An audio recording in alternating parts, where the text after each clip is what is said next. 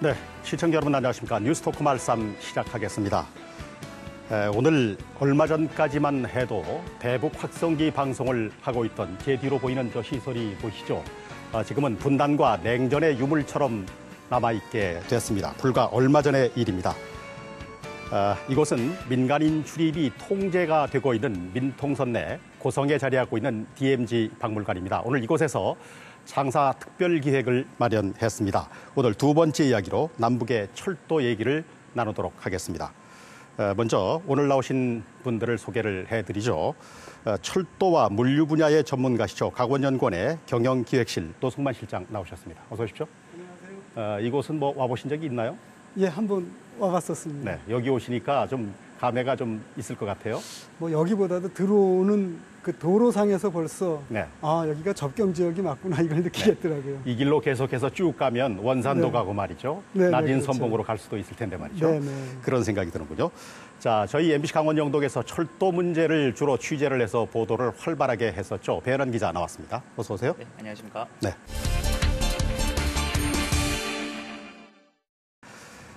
본격적인 얘기에 앞서서 저희 MBC 강원 영동에서 기획 취재한 뉴스를 준비했습니다. 화면을 보시고 얘기를 계속해서 이어가도록 하겠습니다. 동해산의 남측 최북단인 고성 제진에서 북측의 금강산까지 구간은 이미 복원됐고 2007년 시범 운행까지 마쳤습니다.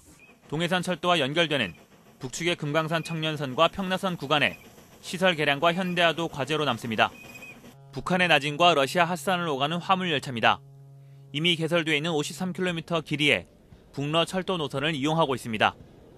지난 2013년 운송을 시작해 부정기적으로 석탄을 실어 나르고 있습니다. 동해산 철도가 연결되면 물류 부분이 획기적으로 개선되고 경제 파급 효과 역시 상당할 것으로 예상됩니다. 핫산에서 시베리아 횡단열차가 지나는 우수리스크까지는 지선으로 연결되어 있습니다.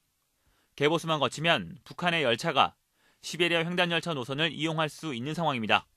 한반도 넓이의 77배, 전 세계에서 가장 넓은 러시아.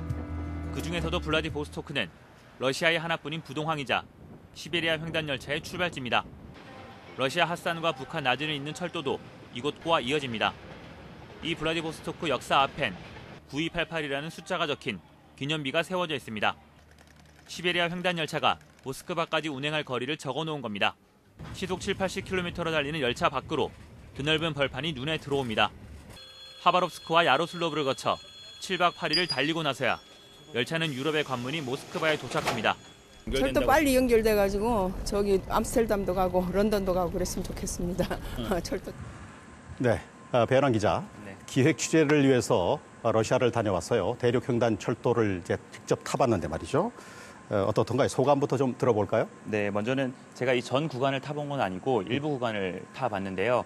저는 이제 블라디보스톡에서 탑승을 해서 하바롭스크까지 구간을 탑승을 했었습니다. 근데 이 구간이 한 700km 이상 정도 되는 구간인데요. 한 14시간 정도를 탑승을 했습니다. 뭐 제 소감을 개인적으로 말씀드리면 그냥 기차다 뭐 이렇게 말씀드릴 수 있을 것 같은데요. 이 타는 시간이 길기 때문에 이 기차를 타면 내부가 다 이제 침대 칸으로 되어 있는 경우가 많고요. 저희도 이제 4인실 침대 칸을 이용을 했었습니다. 14시간을 가다 보니까 뭐 식사도 내부에서 했었고요. 또 일부 시간은 또 잠을 자기도 했고 또 말이 통하지 않는 러시아 이제 남성분과 손짓 발짓을 써가면서 이야기를 하기도 했고 뭐 그런 시간들을 보냈고요. 제가 탄 이제 기차는 밤 시간을 주로 달렸습니다. 그래서 밖에 풍경은 많이 보지 못했지만 그래도 러시아의 광활한 영토를 좀 봤고 또 블라디보스톡은 바다를 끼고 있기 때문에 바다를 처음에는 보고 달렸고 나중에는 러시아의 이제 벌판들을 좀 보고 그렇게 달렸던 시간이었습니다.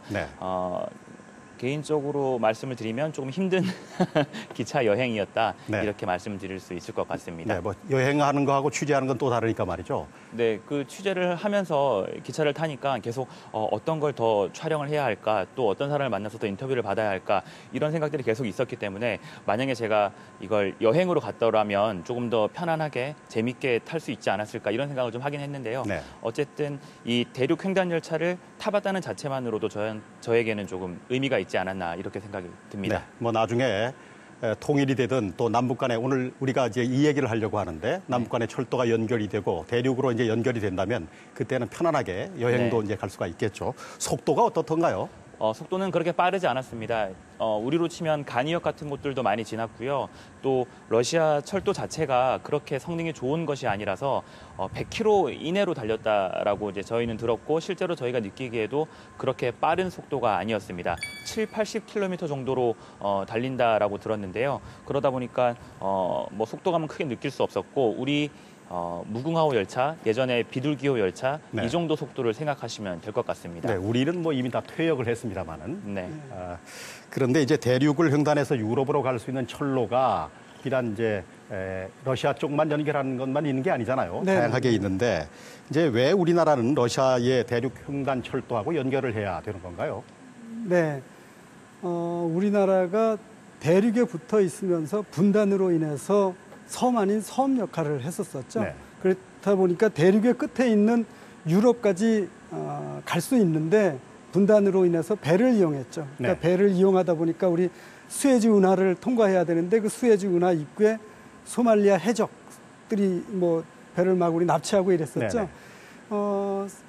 배로 가면은 물류비가 비쌀 수밖에 없습니다. 시간도 많이 걸리고. 그래서 그거를 철도로 가면 시간도 절약하고 물류비도 절약하다 이런 측면에서 했는데 그거에 가장 최적한 노선이 바로 TSR입니다. 네. 그러니까 환족도 적고 환승도 적고 그다음에 건설이 또 용이하고 뭐 이렇게 시스템적으로도 우리가 가장 용이해요. 그렇기 때문에 우리가 관심을 갖고 있는 것만큼 러시아도 관심을 갖고 있어서 벌써 러시아는 북한 그 러시아 핫산에서 북한의 나진까지 벌써 네. 연결을 해놓은 상태이고 북한도 그 4천조가 되는 광물 자원을 물류비를 절약해서 싸게 다른 지역으로 공급할 수 있다면 북한 입장에서도 유리하기 때문에 네. 아마 이런 모든 측면에서 모든 국가가 다 관심을 가지고 적극적으로 아마 할 수 있는 분위기가 지금 형성되고 있는 이런 과정인 것 같습니다.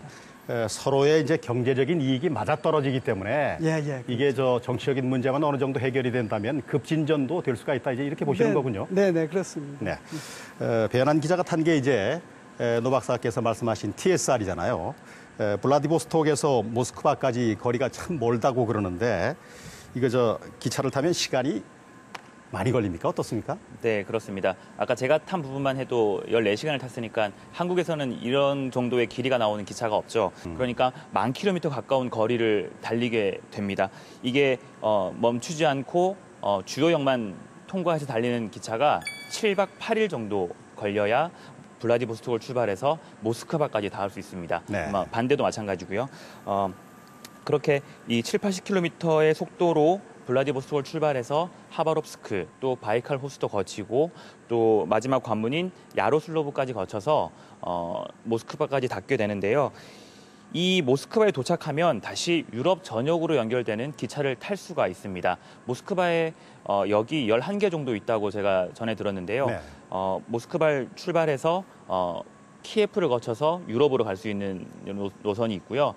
또 요즘 그 월드컵을 하느라 많이 들어본 도시일 텐데 상트페테르부르크까지 올라가는 고속열차 노선도 이 모스크바에서 이용할 수가 있습니다. 또 중앙아시아 쪽으로 연결되는 노선도 있고요. 또 그 중국까지 연결되는 또 횡단 열차도 또 이 모스크바에서 이용을 할 수가 있습니다. 그러니까 우리 열차가 연결만 된다면 모스크바를 이용해서 유럽 어디로든 또 러시아의 북쪽이든 아니면 중앙아시아 쪽으로든 연결이 되게 되는 겁니다. 네. 저 원래 종래에 그 사회주의 국가가 말이죠. 철도망이 좀 잘 발달이 돼 있고 그걸 많이 그랬었죠. 이용하는 나라들이 아닌가요? 네, 그랬었죠. 네, 그렇게 볼 수가 있는 것 같은데 네.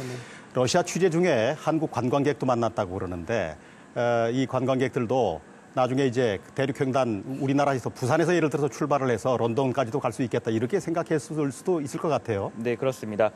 최근 들어서 이 블라디보스톡을 찾는 한국인 관광객들이 많이 늘어나고 있는데요. 네.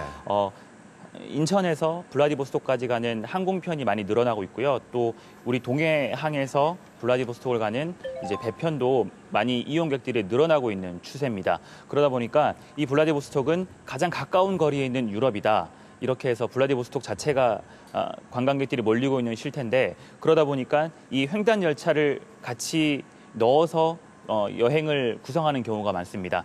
저희도 이 블라디보스톡에서 하바롭스크까지 이동하는 관광객들을 많이 봤고요. 한국인 관광객들을. 또 반대로 하바롭스크에 도착해서 거기서 기차를 타고 블라디보스톡으로 이동하는 그렇게 해서 시베리아 횡단열차를 체험해보는 그런 관광객들을 많이 볼 수 있었습니다.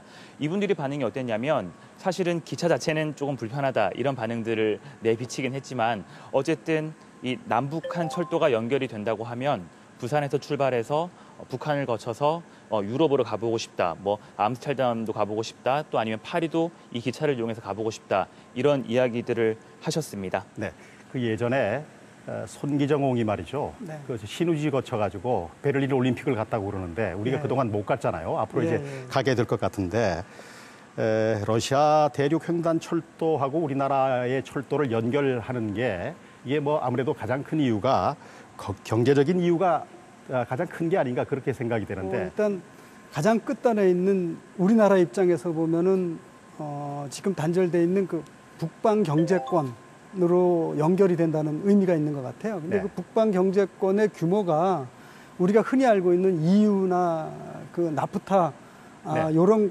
경제권보다도 인구 규모는 뭐 5배나 많고요. 네. 그다음에 경제 규모에 있어서도 2배나 더 많습니다.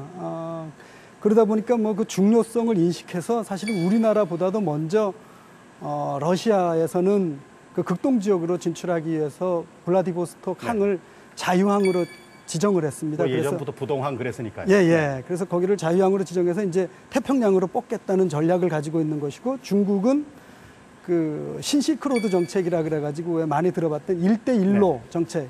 그래서 이 동북 삼성에 있는 창춘 쪽에 고속철도를 벌써 연결해 놨습니다. 그래서 북한으로 해서 거기도 이제 진출하려는 것이고 일본 역시도 TSR을 자기네 나라랑 연결을 하기 위해서 홋카이도, 그러니까 북해도에서 TSR로 연결하려고 그런 정책들이 바로 다 이런 경제협력 구조에서 이익을 취득하기 위한 국제 경쟁력 향상 차원의 접근이었던 것 같아서 우리나라 입장에서도 이제 후발주자로서 지금 접근을 하고 있지만 아마 우리나라의 북방 경제권이 된다면 국제 무역도 우리가 지금 뭐 미, 중, 일 이렇게 동남아 중심으로 돼 있던 것이 유럽권으로 확대되는 그런 계기가 바로 지금 이 기회가 아닌가 생각이 됩니다. 경제 영토가 이제 확 넓어진다 이제 그런 얘기가 되는 거고 예, 예. 저 몰랐는데 말이죠. 노 박사님 말씀 들어보니까 EU하고 나프타보다도 이 시장이 훨씬 더 크고 인구가 많다. 네네. 엄청난 시장이군요. 네네.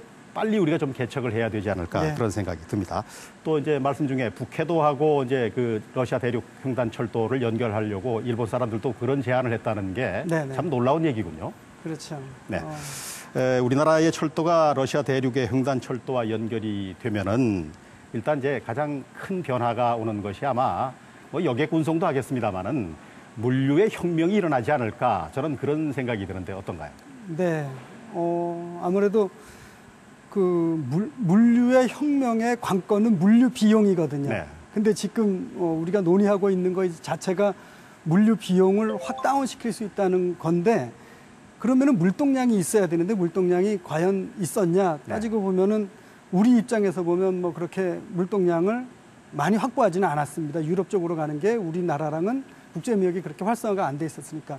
근데 그 중간에 있는 러시아라든가 북한 입장에서 보면 러시아에 있는 에너지 자원은 뭐 세계 최대라고 할 정도로 많습니다. 그리고 심지어는 북한에도 광물 자원이 워낙 많다 보니까 이것들을 값싸게 공급할 수 있는 수요처를 많이 확보한다고 보면은 그게 자기네 나라에서 사실은 다른 나라를 속박할 수 있는, 구속할 수 있는 근간이 되기 때문에 이 에너지의 확대는 뭐 수입하는 국가에서도 그렇지만 수출하는 나라에서도 아주 중요한 관건이 되는 것이죠. 네. 북방 경제권의 중심을 이루게 될 우리나라와 일본, 중국, 러시아 전부 다 이제 이곳을 뭐 미래의 엘도라도처럼 말이죠. 그렇게 네. 좀 이용을 해보겠다. 이제 그런 생각을 갖고 있는 것 같은데 이제 이 각 나라들이 말이죠. 서로 경쟁의 대상이기도 하지만은 또 이제 서로 이익을 공유하고 윈윈할 수 있는 그런 그 뭡니까 이제 도움이 될 수 있는 그런 그 국가들이 아닌가 그런 생각이 들어서 말이죠. 철도 연결이라는 게 뭐 같이 다 도움이 돼야 성사가 되는 것 아닐까요? 예, 뭐 조금 전에 제가 말씀드렸던 그 물류 비용을 최저화하고 그다음에 물동량을 쉽게 공급할 수 있는 것이 국가 간의 협력, 경제 협력의 가장 큰 모델이겠죠. 네. 그런 측면에서 본다면 지금 우리가 논의되고 있는 이 지역의 자원과 그다음에 거기 또 에너지를 소비하고 있는 국가들을 보면은 중국, 일본, 러시아는 뭐 우리나라도 에너지 소비국이긴 하지만 거기는 우리의 규모가 다르기 때문에 그런 측면에서 본다면 수요와 공급이 맞아떨어지는 그런 경제권이 형성될 수 있는 그 바로 축이 우리가 얘기하는 동해선 축이고 TSR 축이 되다 보니까 네. 뭐 아무래도 우리가 논의하고 있는 핵심 중에 하나는 역시 경제 협력의 포인트인 물류 비용에 절감할 수 네. 있는 그런 기회다 예전부터 이렇게 뭐 볼수 저 낮은 선봉 얘기도 많이 했고 말이죠. 네, 네, 그리고 네. 우리 강원도가 오래전부터 GTI 그 하고 있잖아요. 예. 이것도 다 연계가 된 예, 그렇게 시너지를 일으킬 수 있겠다 그런 생각이 드는 네, 거예요. 그렇습니다. 네, 이게 어떤가요? 아까 이제 경제적인 측면, 또 뭐 시간, 또 물류의 량 뭐 이런 거 말씀하셨는데 예를 들어서 뭐 배로 이렇게 돌아서 간다든가 네. 북극 항로를 이용한다거나 뭐 예, 이렇게 예. 그 저 철도 노선이 연결됐을 때 이럴 때 많이 그 저 코스트가 내려가나요? 네, 지금 저희가 아까 말씀드렸던 그 배로 갈 경우에 유럽 그 네덜란드 암스테르담이나 로스테르담까지 가는 게 한 50일 정도 걸립니다. 네. 근데 TSR로 가게 되면은 23일이 줄어들어요. 네. 그러니까 반으로 절감되면서 그거에 따른 물류비가 또 반으로 줄어듭니다. 그러니까 지금 현재 한 컨테이너 박스 하나, 그러니까 우리가 왜 흔히 농막을 짓는 그 20피트짜리 6m, 3m짜리 그 컨테이너 하나가 150만 원이 드는 것이죠. 유럽까지 갈 때. 그게 80만 원 정도로 줄어듭니다. 그러다 보니까 어쨌든 그 물류 측면에 있어서 경쟁력은 대단하죠. 그리고 우리나라 입장에서 봐더라도 우리나라다가 에너지를 90%를 수입을 하고 있습니다.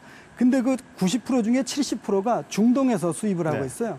근데 그것이 러시아에서 만약에 공급이 된다 그러면 우리나라 입장에서 보면 뭐 러시아보다도 더 큰 이득을 가질 수 있기 때문에 이런 관심을 가지고 있을 수밖에 없는 거죠. 네, 러시아는 뭐 가끔 가다가 말이죠. 유럽 쪽에 가스 안 주겠다 이제 이러기도 하는데 우리는 근본적으로 올 수가 없는 상황이니까 말이죠. 예, 그게 예, 이제 그랬었죠. 온다면 네. 우리 뭐 화력 발전 문제, 뭐 미세먼지 문제 이런 것도 예, 다 예. 영향을 받지 않을까 그런 생각이 되고 어쨌든 안정적인 북방의 에너지를 우리가 어떻게 공급받을 건가 이게 아주 대단히 우리나라 경제에 네. 큰 도움을 주지 않을까 그런 생각이 드는군요.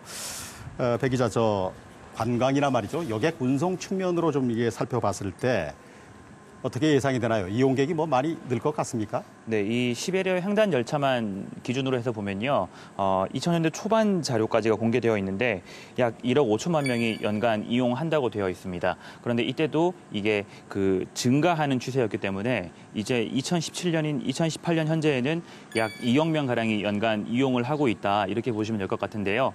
여기에 남북한이나 또 한국을 통한 일본 여행객들이나 이런 부분들이 추가된다면 이제 여행객들은 여기서 더 추가되는 부분일 거라고 예상이 됩니다. 또 물류도 보면 계속 증가하는 추세입니다. 2012년에는 164만 TEU 정도가 됐는데요. 2013년에는 172만 TEU 정도가 됐습니다.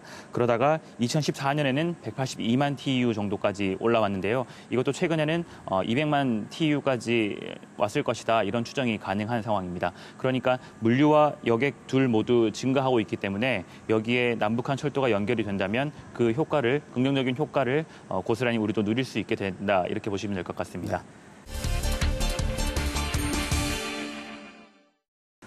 네, 러시아의 대륙 횡단 철도하고 우리나라의 철도가 연결이 되기 위해서는 선행돼야 될 이제 과제가 있죠.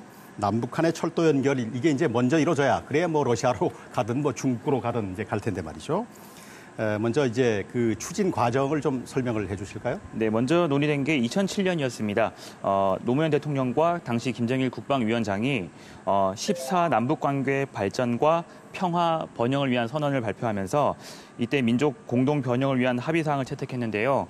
여기에 남북 철도 연결 내용도 포함이 됐었습니다. 네. 또 이 당시 분위기가 좋았기 때문에 남북 철도를 연결하고 운행 시범 사업도 벌였습니다. 네. 바로 근처에 있는 제진역에서 고성 제진역에서 북측의 감호역까지 구간을 시범 운행을 했는데 지금 서 있죠. 네, 지금은 이 열차가 당시 운행한 열차가 서 있고 현재는 열차 운행이 중단되다 보니까 그 열차마저도 지금은 다른 곳으로 이동시켜 놓은 상태입니다. 네. 그러다가 이제 다시 남북 철도 연결이 화두로 떠오른 게 지난 4.27 남북 정상회담에서였습니다. 당시 판문점에서 만난 문재인 대통령과 김정은 국방위원장은 한반도 평화시대 개막을 선언하면서 한반도의 비핵화 및 평화체계 구축에 대한 판문점 선언에 합의를 했습니다. 여기를 보면 남과 북은 민족 경제의 균형적 발전과 공동 번영을 이룩하기 위해서 14선언에서 합의된 사업들을 적극 추진해 나가며 가장 중요한 부분인 1차적으로 동해선 및 경의선 철도와 도로들을 연결하고 이런 부분들을 선언에 포함을 시켰습니다. 이후 지금 실무 논의가 진행이 되고 있고요. 네. 이후에 6월 21일이었는데요. 문재인 대통령이 러시아 하원의 아시아 정상 최초로 섰습니다. 연설을 하죠. 네, 연설을 하셨는데 그때 당시에 남북한 평화가 조성이 되면서 이 시베리아 횡단 철도가 한반도의 가장 아래인 북한까지 닿기를 기대하고 있다. 이런 다시 의견을 밝히면서 러시아와 시베리아 횡단철도 연결을 위한 논의도 앞으로 진행이 될 것으로 그렇게 예상이 되고 있습니다. 네. 이게 사실 이런 표현이 좀 그렇습니다만 남북러가 다 이게 배가 맞는 게 아닌가 그런 생각이 들어서 이게 조금 미세하게 뭐 다듬을 부분이 있겠습니다만은 급진전될 수도 있겠다 그렇게 생각이 되는데 뭐 어떻습니까? 예, 지금 분위기로 봐서는 뭐 마치 통일이 될 것 같습니다. 근데 사실은 좀 더 구체적으로 들여다보면 우리 과거에 이런 과정들을 경험해 보셨던 기성세대들은 아직 시간이 좀 걸려야 되겠구나 이런 걸 아마 판단하실 거예요. 그게 사실은 오랜 60년 동안 분단이 되어 오면서 우리 국민들의 마음이 지금 분단이 돼 있거든요. 마음 자체가. 네. 그래서 지금 정치권에서 국가가 이런 합의를 하고는 있지만 사실은 국민적인 합의가 우리 국민들의 합의가 이루어져야지 뭐 예산이라든가 또 그런 정치적인 문제 그리고 또 민족과 민족이 시스템적으로 화합할 수 있는 이런 게 되기 때문에 지금 우리가 이런 논의를 하고 있을 때에 또 우리의 그 민족성을 좀 부각시킬 수 있는 그런 국민적 합의점들도 어느 조직에서는 좀 진행을 시켰으면 하는 게 좋을 것 같은 생각이 마음의 듭니다. 벽부터 일단 좀 깨고 말이죠. 네네. 녹슨 철도망도 좀 걷어내고 예. 그렇게 하고 또 이제 물 들어올 때 배정을 하고 말이죠. 노정을 하고 이때 좀 될 때 좀 확 좀 진전이 됐으면 좋겠다 그런 생각을 해봅니다. 남북이 이제 그 철도 실무 그 회의했죠. 분과 회의를 했는데 네. 최근에 진행 과정은 뭐 거기까지인가요? 네, 조금 전에 우리 기자님께서 말씀하셨던 그 이제 지난달에 남북 정상회담에서는 이제 동해선, 경의선 같은 이런 거의 상징적인 선언을 했었습니다. 네. 그러다가 이제 지난주엔가 이제 그 판문점 평화의 집에서 이제 분과 협의를 하면서 좀 더 구체적인 내용들을 했었었죠. 근데 이제 구체적인 내용이라는 게 지금 분단으로 인해서 단절돼 있는 노선보다도 더 먼저 북한에 있는 노선들을 공동 조사를 하겠다는 겁니다. 그러니까 이제 북한의 상태를 보고 그 다음에 분전돼 있는 경의선, 동해선을 한번 공동으로 조사를 하겠다는 거죠. 이런 것들이 진행이 되고 난 다음에 이제 실질적으로 우리가 일반적으로 진행하는 뭐 설계라든가 그 다음에 공사 방법 이런 것들을 논의하기 때문에 아무래도 우리가 시스템적으로 진행하는 과정을 본다면 조금 더 시간을 두고 봐야 되는 그런 과정 중에 하나인 것 같습니다. 네. 그런데 이제 동해선과 경의선을 동시에 추진한다 이제 이렇게 발표가 됐어요. 네네. 네. 근데 뭐 북한의 상태를 먼저 아마 볼 것 같아요. 그러니까 북한 입장에서 보면은 경의선의 연장선상인 그 개성에서 평양을 거쳐서 신의주까지 가는 그 평의선. 네. 그거의 상태와 우리 동해선에서 연결되는 금강산 청년선과 평라선의 상태가 어느 게 더 좋은지 그걸 판단해가지고 우리가 주장하는 TSR로 갈 것인지 TCR로 갈 것인가도 아마 결정되지 않을까 생각이 됩니다. 네. 높은 수준에서 뭐 진행을 하겠다. 이제 그런 워딩도 있었고 말이죠. 네네. 또 조속한 시일 내에 착공식을 한다. 뭐 그런 합의도 있었어요. 그래서 기대가 되고 있습니다. 동해선 철도 이제 생각보다 역사가 아주 대단히 긴데 일제시대 때 양양에서 말이죠. 저기 그 북한 쪽으로 기차를 타고 해서 그 안변을 거쳐서 서울을 갔다고 그러니까 말이죠. 그런데 지금 이제 못 가잖아요. 여기 다 없어졌고. 동해선 철도의 역사를 좀 살펴볼까요? 네, 이 동해선 철도는 1927년 일제 강점기 시대까지 올라가야 되는데요. 이때 당시 조선 총독부가 자원 반출을 하기 위해서 조선철도 12년 계획을 세웠습니다. 이때 북측의 안변과 남측의 포항 구간 건설을 추진해서 만들어진 게 현재의 동해선 철도입니다. 1929년에 북한의 안변과 흡곡간 노선이 먼저 개통됐고 1937년에는 강원도 양양 구간까지 연장 개통이 됐습니다. 이러다가 한국전쟁 이전까지 운행이 됐는데 1951년 6월 21일에 운행이 전면 중단됐습니다. 전쟁의 여파로 운행이 중단이 됐고요. 북한의 안변 감호 구간은 금강산 청년선으로 현재 운행이 재개된 상태로 알고 있고요. 네. 남한은 1962년에 동해 북부선을 영동선으로 변경을 했습니다. 그러다가 1967년 1월 1일에 속초와 양양 구간은 구간 폐지가 결정이 됐습니다. 묵호와 강릉 구간을 제외한 나머지 구간을 모두 북쪽 구간은 모두 운행이 폐지가 됐고요. 현재 동해선 남측 구간 공사가 진행이 되고 있습니다. 포항 삼척 동해선 철도 연결 공사인데요. 여기는 삼척에서 영덕까지 44km 구간은 이미 완공이 돼서 철도가 다니고 있고요. 삼척에서 영덕까지 122km 구간은 2020년 개통을 목표로 현재 공사가 진행되고 있습니다. 또 이 동해선 철도가 연결되면 시작점이라고 할 수 있는 부산에서 울산 구간 역시 공사가 완료돼서요. 현재 남은 구간인 강릉에서 고성 제진까지 구간만 연결이 되면 일단 남쪽 구간 공사는 모두 마무리가 되게 됩니다. 네, 그게 그렇게 길지 않잖아요, 거리가. 네, 그렇습니다. 104km. 그 104km를 건설하는데 우리나라가 이게 지금 남북 교류 사업이 아니라면은 조금 전에 말씀하셨던 그 동해선의 울산에서 그 울진까지 오는데 거기가 44km라고 하셨는데 44km가 16년 걸렸습니다. 아, 네. 네, 그 상태로 삼척까지 올라온다고 보면은 좀 앞이 까마득하죠. 그래서 사실은 그쪽은 그쪽대로 가고 지금 강릉에서 제진 구간은 좀 그 남북 관계 개선 차원에서 그 과거처럼 40km를 16년 걸리는 이런 사태 없이 좀 조속하게 추진되었으면 하는 그런 바람이 있죠. 네. 북한 쪽에 이제 안변에서 감호까지 기차가 다닌다고 하니까 말이죠. 네. 그게 우리가 이제 북한하고 철도를 연결할 때 많은 도움이 될 거다 이제 그런 생각도 들고 말이죠. 배 기자 취재 중에 말이죠. 러시아에서 네. 유학생, 북한 유학생을 만났다고 그러는데 네. 북한 사람들은 이제 남북 간의 철도를 연결하는 거에 대해서 어떻게 생각하는지 이게 참 궁금해요. 네, 제가 취재 중에 그 2번 정도 북한 분들을 만날 기회가 있었는데요. 모스크바에서 블라디보스톡으로 이동하는 비행기에서는 북한 분들이 굉장히 많았습니다. 저희 뒤쪽에 앉았던 승객들이 전부 다 북한 분들일 정도로 굉장히 많았는데 이후에 러시아 국립극동교통대학교에 저희가 또 교수님 인터뷰를 받으러 갔다가 거기에 북한 유학생들이 있다는 이야기를 들었습니다. 그래서 다른 뉴스를 통해서 북한 유학생을 만나서 이제 이야기를 좀 들어볼 수 있었는데 저희가 이 남북한 철도 연결에 대한 이야기를 잘 알고 있느냐 이렇게 물었더니 북남 공동선언 채택을 방송과 신문을 통해서 모두 봤다. 러시아에 나가 있지만 이미 다 봤다라는 이야기를 했고요. 또 이 자체를 어떻게 생각하느냐라고 물었을 때는 그들의 표현인데 원수님이 정하면 우리들은 무조건 따라간다. 원수님이 결정하는 건 모두 좋다고 판단한다. 그렇기 때문에 남북한 철도 연결도 되리라고 믿는다. 또 우리들은 그걸 실현하기 위해서 노력할 것이다. 이런 답변을 들을 수 있었습니다. 네, 그렇군요.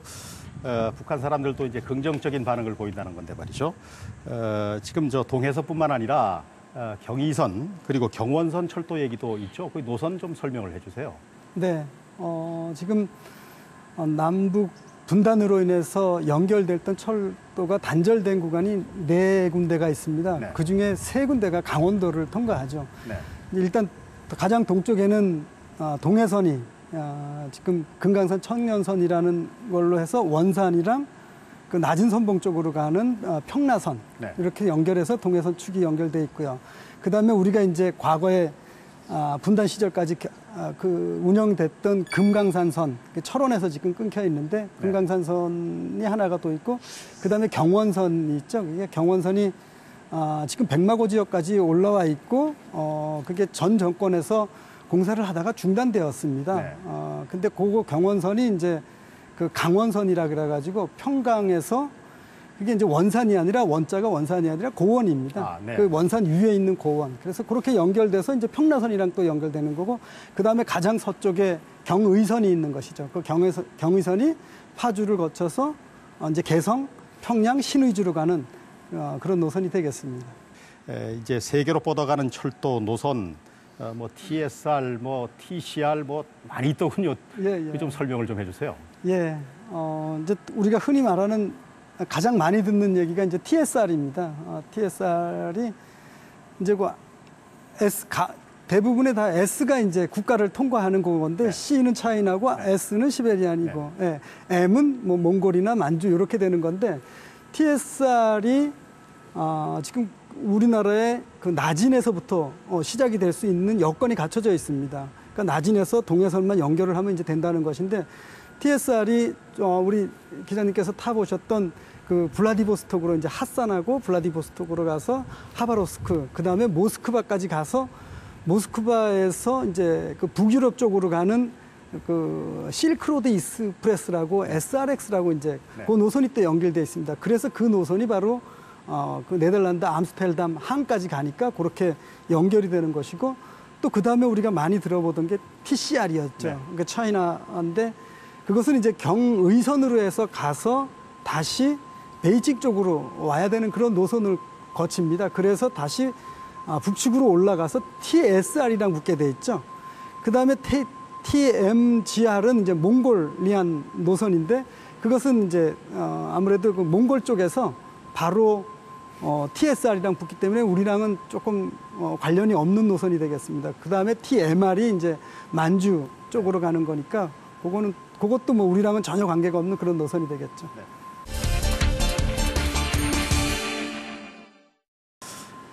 남북한 철도 연결, 더 나아가서 러시아 대륙횡단철도와 연결을 하는 것에 대해서 과연 시민들은 어떤 생각을 가지고 있는지 저희들이 한번 들어봤습니다. 기대와 바람을 들어봤습니다. 화면 보시고 계속해서 진행하겠습니다.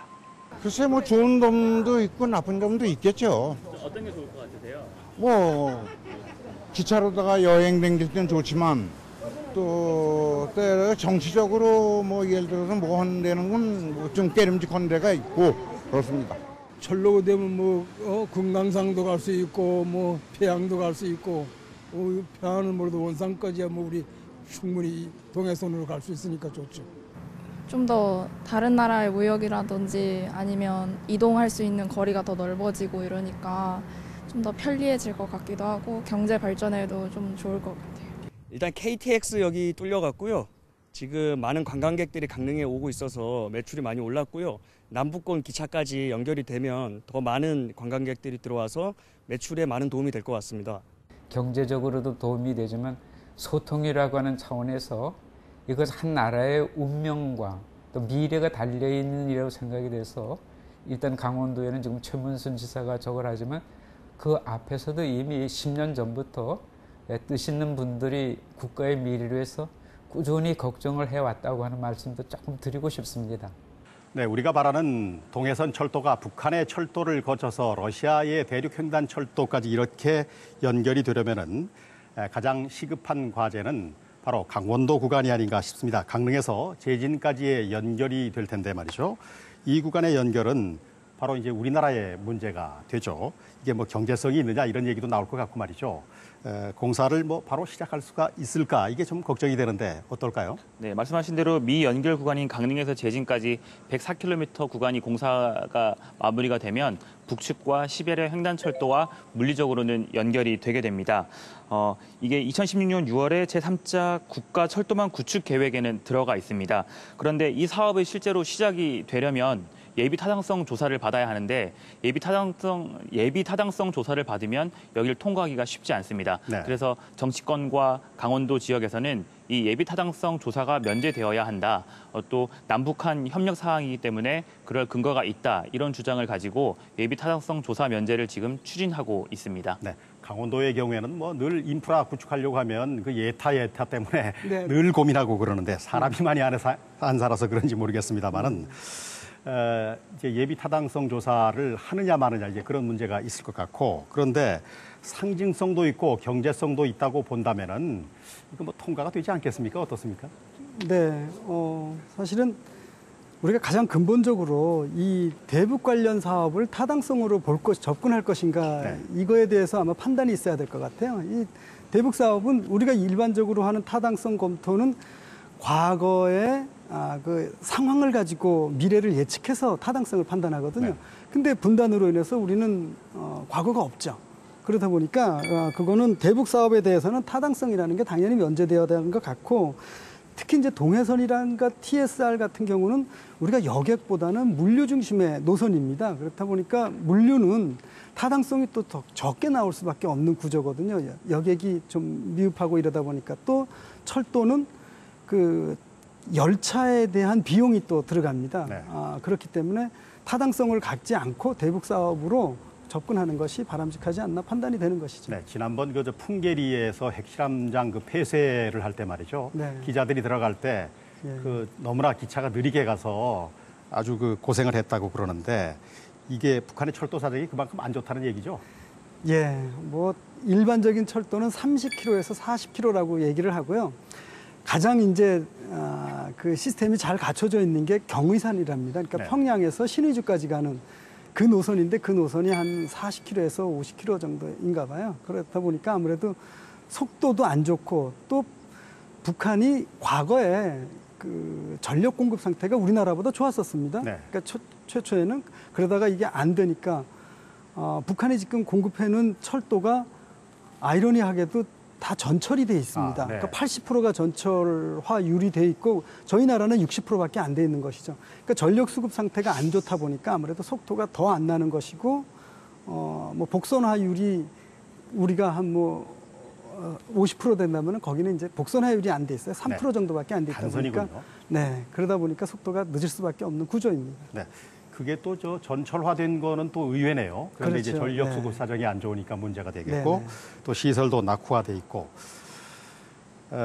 동해선과 연결될 그 금강산 청년선이라고 그러죠. 또 평라선 구간의 현대화 작업을 이제 하는 것이 동해선을 이제 북측으로 연결하는데 이제 선결 조건 같은 게 될 텐데 말이죠. 이게 저 시작을 한다면은 시간, 비용 이걸 뭐 산출할 수가 있을까요? 네, 아마 개략적으로 저희가 검토해 볼 수 있겠는데, 사실은 북한의 레일을 개선한다는 것은 개선이 아니라 신설 수준입니다. 사실은 뭐 이 레일도 부식 상태가 너무 심해서 써먹을 수 없는 수준이고, 그 레일을 받쳐주는 침목 네. 또 거의 없습니다. 네. 그리고 그것을 고정시켜주는 레일 못조차도 다 빼간 상태이기 때문에 신설한다고 보고, 철도를 만약에 한다 그렇게 하면 지금 말씀하신 그 노선이 한 600km 정도 됩니다. 네. 금강산 천령선이 한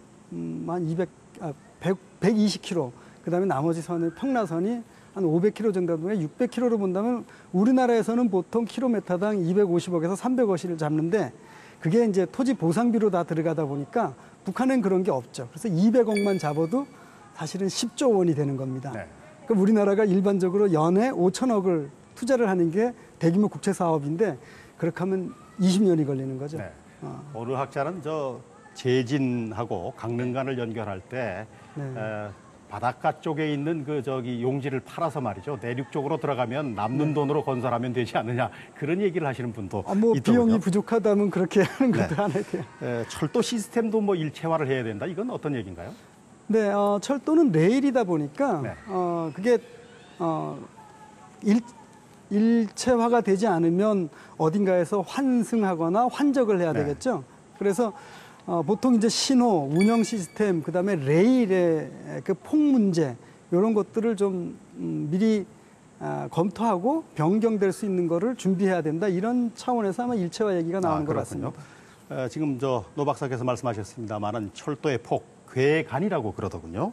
이 괴간의 차이가 있다고 그러는데 뭐 어떻게 다른가요, 나라마다? 네, 이게 그 러시아를 비롯한 구소련 국가들은 넓은 궤도, 넓은 레일을 사용하고 있고요.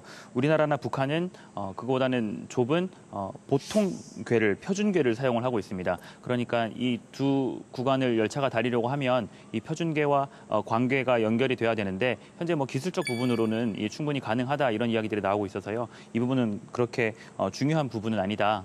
기술적으로 얼마든지 해결이 가능하다, 이런 부분으로 보시면 될 것 같습니다. 네, 그것 때문에 혹시 이제 나중에 다 연결이 됐을 때 기차 예. 타고 뭐 런던 가려고 그러는데 예. 중간에 뭐 내려서 갈아타야 되거나 뭐 그런 건 아니군요. 그러니까. 예. 기술적으로 우리가 2014년에 이미 그 광교하고 표준교하고 10cm가 차이 나는 겁니다. 그 10cm의 그 차이를 극복할 수 있는 기술을 철도기술연구원이라는 곳에서 완성을 했습니다. 그러니까 기술적인 문제는 전혀 없습니다. 아, 지금. 그렇군요. 네. 동해선 철도 연결이 뭐 대단히 중요한 일이긴 합니다만은 자칫 이 사업에 너무 매진하다 보면은 우리가 지금 저 서울에서 속초까지 오려고 하는 동서 고속화 철도 이거 좀 돈 뺏겨서 말이죠. 이 사업이 좀 늦춰지는 것 아니냐 이거 우려할 수가 있거든요. 어떤가요? 네. 사실은 저희가 가장 우려하는 부분이 그 부분입니다. 네. 동서고속철도가 아직 확정이 된 건 아닙니다. 네. 근데 동해선 철도가 나오고 지금 말씀하셨던 뭐 그런 내용들이 중복이라고 생각을 한다 하면 이런 대규모 국책 사업을 강원도 구간에서 두 개를 한꺼번에 집중 투자할 수가 없는 구조거든요. 이제 그렇지만 조금 상황이 달라진 거는 동해선을 먼저 시작을 했을 때 수도권에서 그러니까 서쪽에서 동쪽으로 오는 수요가 더 많아질 수 있는 그런 사유가 충분하게 있습니다. 네. 그러니까 그걸 잘 저희가 중앙정부를 설득을 해가지고 동서고속철도는 우리 지금 시스템, 남한의 시스템으로 가는 거고 동해선 철도는 남북 협력 차원에서 가는 걸로 좀 이원화해서 진행했으면 하는 바람이죠. 네, 그렇게 접근해야 되고 그렇게 또 철도가 서로 네트워킹이 돼야만 또 시너지도 날 테고 말이죠. 그런 맞습니다. 생각이 드는군요. 그런데 동해선 철도가 북한 거쳐서 러시아 거쳐서 뭐 유럽 대륙으로 간다고 했을 때 강원도를 그냥 예를 들어서 통과역처럼 지나치고 뭐 소위 얘기하는 강원도 패싱 이렇게 된다면은 이게 우리한테 어떤 도움이 될 거냐 이런 생각을 또 할 수가 있을 것 같은데 이건 뭐 어떻습니까? 뭐 우려는 하고 있는데 네. 사실은 이 분단의 남한과 북한의 분단의 과정은 어쨌든 국가와 국가 간의 이동이기 때문에 저희가 여객을 갔을 때 여권이 필요하듯이 분명히 이것도 환적, 환승, 뭐 세관 절차가 아마 필요할 겁니다. 통관 절차가. 그것이 바로 이 고성에서 이루어지기 때문에 고성 안에 아무래도 뭐 화물 야적장이라든가 복합 환승센터, 뭐 ICD라거나 물류센터 이런 것들이 필요할 것이고 지금 또 정부에서도 논의되고 있는 뭐 그 PNG 가스관 요것도 고성에서 아무래도 뭐 그런 집적화 시스템이 갖춰지지 않을까 판단이 되는 것이죠. 네, 철도가 놓일 때까지 그냥 기다릴 게 아니라 이제 그런 거를 차근차근 강원도가 준비를 해 가야 되지 않나 그렇게 생각이 되는군요. 네. 이제 동해선 철도가 연결이 되게 되면은 강원도는 그야말로 대륙으로 가는 관문이 될 수도 있겠다 그런 생각이 드는데 강원도가 어떤 걸 좀 준비를 해야 될까요? 또 어떤 역할이 있겠습니까? 네, 이 강원도 동해선이 연결될 동해안의 경우에는 관광 자원이 굉장히 풍부합니다. 네, 북측의 동해안도 사정이 비슷한데 현재 북한에서도 원산 지구의 관광 투자 개발이 활발히 진행되는 걸로 지금 이렇게 알려져 있는데요. 이 강원도의 관광 자원과 북한의 원산이나 금강산의 관광 자원을 연결하는 그런 작업이 일단 있어야 될 것 같고요. 또 이 중장기적으로는 지난 올림픽 당시에 양양국제공항과 원산 갈마공항을 연결하는 비행기가 오갔었는데 그렇게 이 항공편도 개설을 하고 또 남북한으로 가는 크루즈까지 이제 이용이 가능하다면 이 강원도가 육해공 모드로 북한과 연결되는 그런 효과를 누릴 수 있기 때문에 관광 거점이 돼야 하지 않나 이런 이제 움직임들이 좀 필요하다고 생각이 됩니다. 네. 남북한의 철도를 연결하는 사업에서 강원도는 뭐 어떤 입장을 취해야 되겠고 어떤 역할을 할 수가 있을까요? 뭐 남북 관계에 있어서 지방 정부가 할 수 있는 역할이라는 게 아주 제한적입니다. 그나마 다행으로 강원도는 남북 강원도가 단절돼 있었기 때문에 그 연결 사업을 지금까지 꾸준히 진행해 왔습니다. 그러니까 아무래도 정치적이지 않은 좀 상징적인 민족성이라는 그 상징성을 둬가지고 지금까지 산림 분야에서 좀 역점을 두고 해왔었죠. 거기에 더해서 뭐 수산 분야, 그다음에 체육 교류까지 가고 있으니까 아무래도 강원도가 지금처럼 차분히 잘 준비한다면 그 공이 강원도에 가장 많이 떨어지지 않을까 이런 판단이 섭니다. 네, 알겠습니다. 자, 누구나 한 번쯤 기차를 타고 휴전선과 북한을 지나서 러시아 대륙 횡단 열차를 타고 도보 해협을 건너서 런던까지 갈 수 있기를 꿈꿀 수도 있다고 생각이 됩니다. 그 꿈이 현실이 되는 날이 하루속히 우리에게 다가왔으면 좋겠습니다. 자, 고성에 있는 DMZ 박물관에서 보내드린 뉴스토크 말씀 오늘 여기까지 하겠습니다. 여러분 고맙습니다.